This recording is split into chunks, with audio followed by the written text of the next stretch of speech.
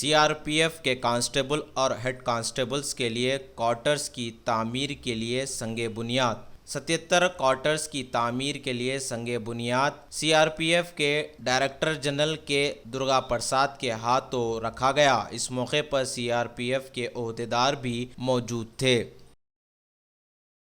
CRP और सारे forces में हैं, बलों में हैं, उनको जो है कम करने के लिए सरकार ने अभी हमें सीआरपी के लिए 10,330 से ज़्यादा क्वार्टर्स 10,330 से ज़्यादा जो है ना क्वार्टर्स हमें दिए हुए हैं।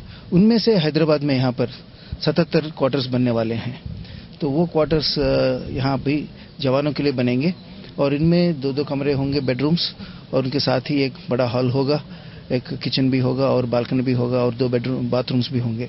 इसके वजह से जो है ना, जो जितना दबाव है हमारे लिए जो जवानों के लिए क्वार्टर्स देने का और आवास का इंतजाम करने का, वो थोड़ा कम होगा। लेकिन इसके साथ भी ये ऐसा नहीं है कि पूरा दबाव पूरा खत्म हो जाएगा। आज की तारीख में जो 11-12% तक जो अवेलेबल हैं क्वार्टर्स, 11% तक है, वो ये सारे 10,000 क्वार्टर्स बनने के बाद 16% तक तो सेटिस्फैक्शन होगा। फिर भी हमें काफ़ी करना है, करते रहेंगे, कोशिश करेंगे और करेंगे।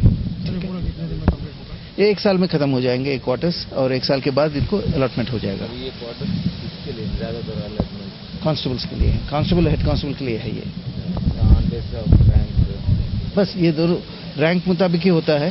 सो पहले ये जो क्वार्टर्स अभी बनने वाले हैं, ये क्वार्टर्स हेड कांस्टेबल और हेड कांस्टेबल के रैंक में जो हैं उनके लिए बन रहे हैं।